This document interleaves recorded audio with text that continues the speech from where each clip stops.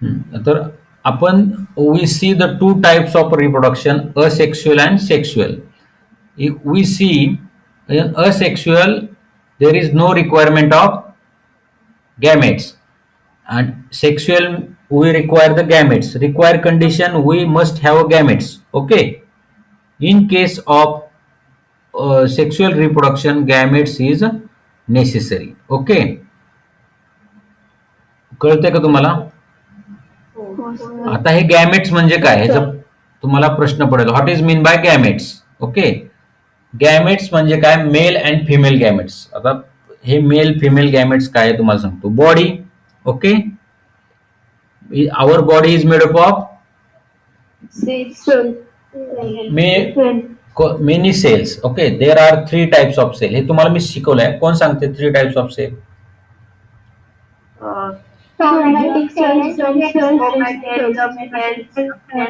Somatic, त्यानंतर germ cells आणि stem cells. आता सोमॅटिक आणि स्टेम सेल्स झालं. सोमॅटिक सेल्स म्हणजे बॉडी सेल्स पासून दुसरी सेल्स कशी तयार होते, तर मायटोसिस आपण पाहिले. बरोबर? येस. आता फक्त प्रकार राहिलेला आहे जर्म सेल्स. जर्म सेल्स म्हणजे रिप्रोडक्टिव्ह सेल्स, म्हणजे एका जीवापासून दुसरा जीव कसा तयार होतो, ते ज्या सेल्स तयार करतात त्याला जर्म सेल्स म्हणतात. आता ह्या जर्म सेल्सचं डिव्हिजन, हे सेल्स असतात बरोबर. ह्या सेल, आपल्या प्रत्येक सेलमध्ये काय असतो? क्रोमोझोम. ओके. हे आपल्या सेल्स. ओके. बरोबर. हे सेल मेम्ब्रेन, ह्याच्या सेल न्यूक्लियस असतो बरोबर. जी नवीन मुले आहेत त्यांना कळेल. ह्या न्यूक्लियसच्या आतमध्ये काय असतं? Genetic material. Okay. Genetic material. हे जेनेटिक मटेरियल आपण लगेच काढू.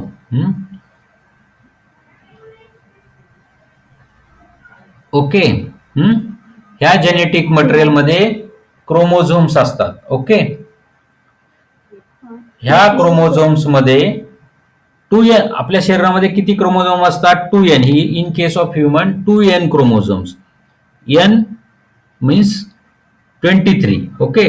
These are in pair. हे क्रोमोझोम जे असतात तुमच्या सेल्स मध्ये ते पेअर्स मध्ये असतात, आणि हे पेअर्स मधले क्रोमोझोम 2n म्हणजे 23 पेअर्स असतात, म्हणजे टोटल 46 क्रोमोझोम शरीरात असतात. दीज आर डिप्लॉइड सेल्स, म्हणजे हे जे सेल्स असतात त्या डिप्लॉइड असतात. In case of these cells mitosis झालं तर 2n क्रोमोझोमचे 2nच राहतात, म्हणजे 46 राहतात. लक्षात येते का? हे कुणाच्या बाबतीत होणार आहे? सोमॅटिक सेल्स असतील, तुमच्या स्टेम सेल्स असतील, त्याच्या बाबतीत असं होणार. पण in case of germ cells म्हणजे reproductive cells, the diploid cell जे असते त्याचं डिव्हिजन मिओसिसने होतं, आणि n म्हणजे 23 क्रोमोझोम्स असतात, त्याचे गॅमेट्स तयार होतात. एक मेल आणि एक फिमेल गॅमेट्स तयार होतो. In case of male reproductive organ, म्हणजे आपल्या ह्युमन बिईंग मध्ये 2 वेगवेगळे असतात. मेल वेगळा असतो, फिमेल वेगळा असतो.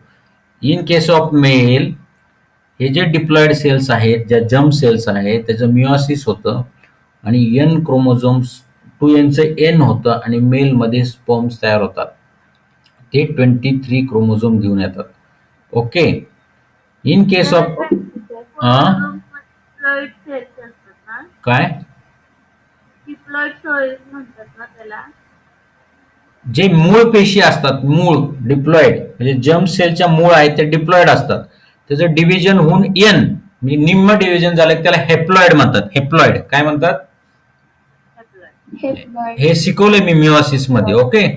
हे हिप्लॉइड सेल्स तयार होतात. मेल मध्ये स्पर्म आणि फिमेल मध्ये ओव्हम. हे तुम्हाला पुढे डिटेल मध्ये आहे. व्हॉट इज अ स्पर्म आणि what is a ovum, ovum कसा तयार होतो, हे सगळं तुम्हाला पुढे आहे. ओके. फक्त आता तुम्ही लक्षात ठेवा की हे हिप्लॉइड सेल्स तयार होते. काय तयार होते? ओके. आता मी तुम्हाला हाच पार्ट मोठा करून दाखवतो. आपण इथं मेल आणि फिमेल. ओके.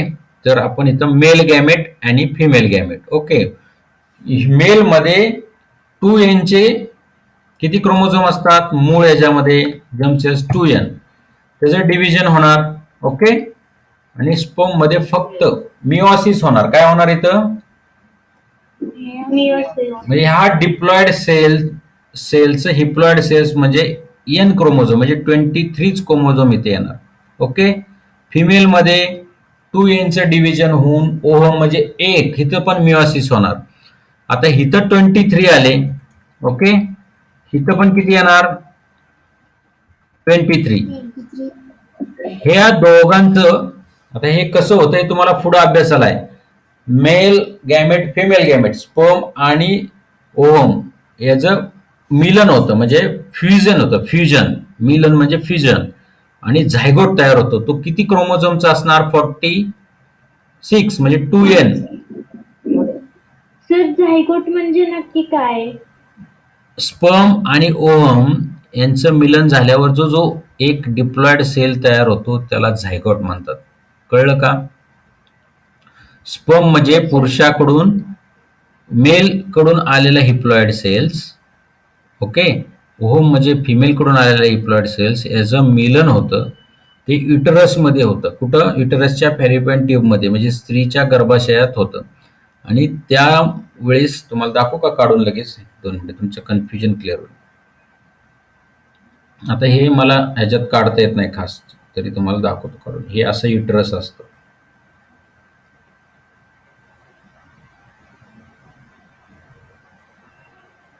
हे जरा तुम्ही चित्र समजून घ्या. ओके. हे गर्भाशय असतं. ओके. हे फिमेल मध्ये पोटामध्ये असतं. ओके. तर त्याच्यामध्ये ह्या ठिकाणी ओव्हरी असतं. काय असते? ओव्हरी.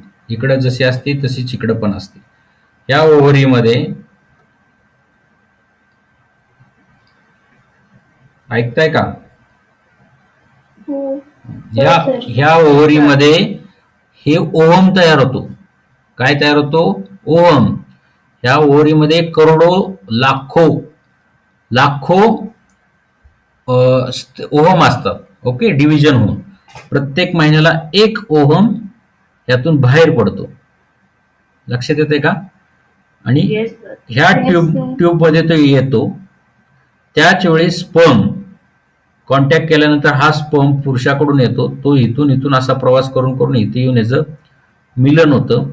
त्याला झायगोट असे म्हणतात. फॅलोपियन ट्यूब मध्ये ह्या दोघांचं मिलन होतं. तुम्हाला मी त्यावेळेस पिक्चर काढून दाखवेन की ओव्हम कसं मिलन होतं.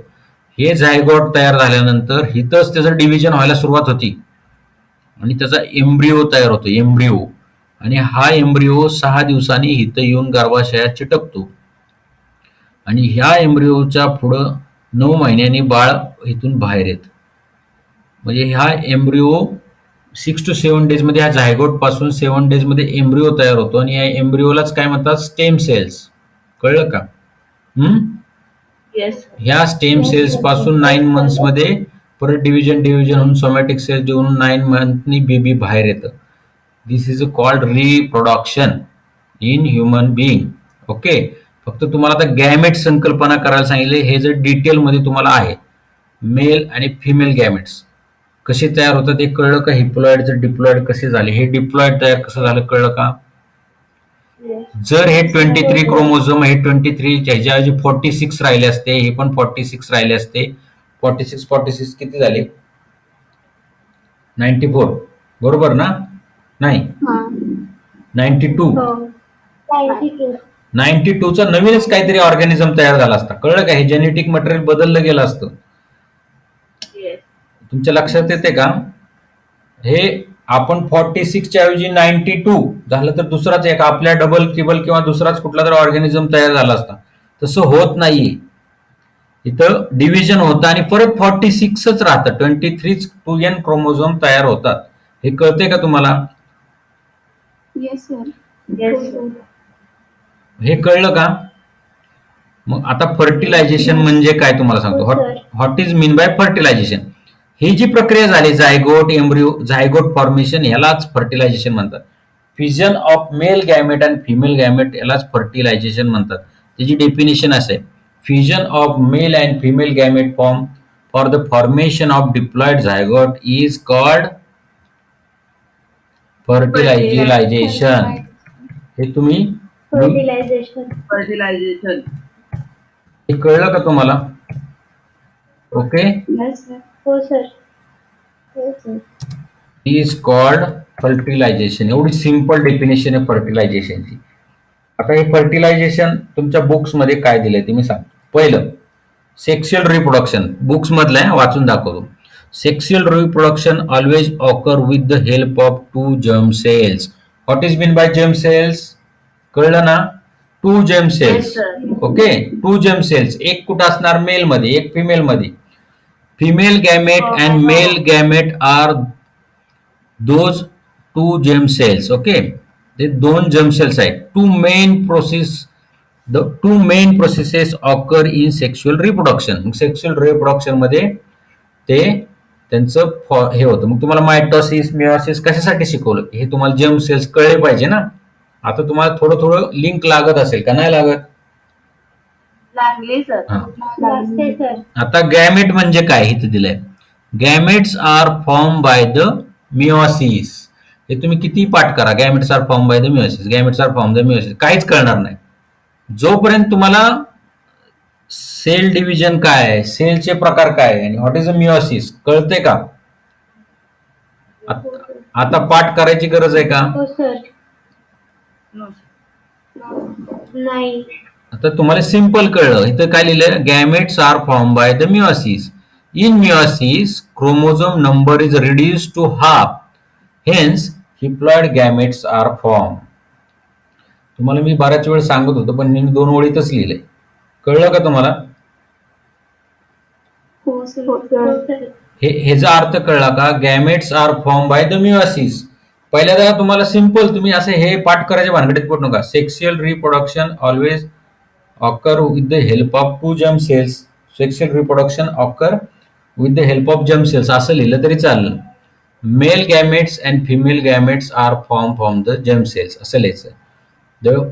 The two main process occur in the sexual reproduction ते नाही लिहिलं तरी चालेल. आता पुढे लिहायचं गॅमेट फॉर्मेशन. गॅमेट कुठे तयार होतात? Gametes are form by the meiosis by the germ cells असं लिहा, इथं लिहिलं नसलं तरी. In meiosis chromosome numbers are reduce to half. Hence haploid gametes are form. कळलं? कळलं का? आता what is a fertilisation? A diploid zygote is formed in the process by union of haploid male and female gametes. कळलं का? हे बघा, zygote is form by the union of haploid means N haploid male and female gamete is called fertilization. A diploid zygote is formed in the process of union of haploid male and female gamete. The zygote divided by mitosis. Okay. आता हे zygote पासून हा जो embryo तयार होणार आहे, इथं meiosis होणार नाही. इथं काय तयार होणार? मायटोसिस आणि एम्ब्रिओ तयार होणार. ओके. Female parents occur. कुठं गेलं? हा, द टू पॅरेंट दॅट कुठे गेलं आपलं? Mitosis. Okay. The zygote divided, दिसतंय का? By mitosis and embryo is form. कळलं का एम्ब्रिओ कसा फॉर्म झाला? The embryo develop to form new individual after 9 months. कळलं का?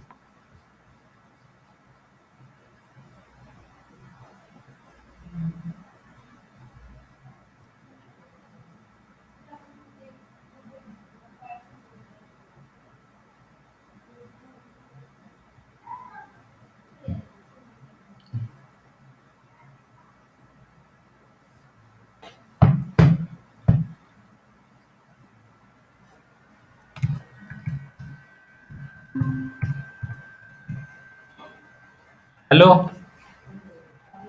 Yes, sir. Yes, sir. नेटचा काहीतरी प्रॉब्लेम झाला. हॅलो हॅलो, आले का सगळे? हॅलो हॅलो, ब्रेक होते सर. आता येतोय का आवाज? सर बोला. आवाज येतोय का आता?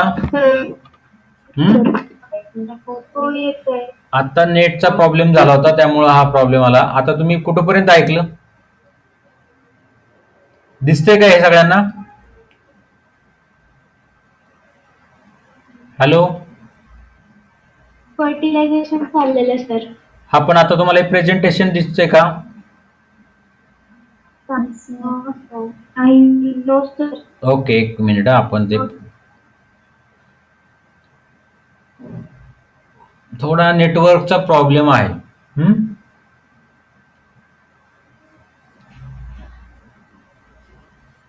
हॅलो, हा सर. आपण उद्या घ्यायचं का नाही तर? चालेल. एक्सप्लेन केले, फक्त तुमच्या बुक मधलं वाचायचं राहिलंय. हा सर. आपण उद्या घ्यायचं का? सर. हा सर. ओके. चालेल सर.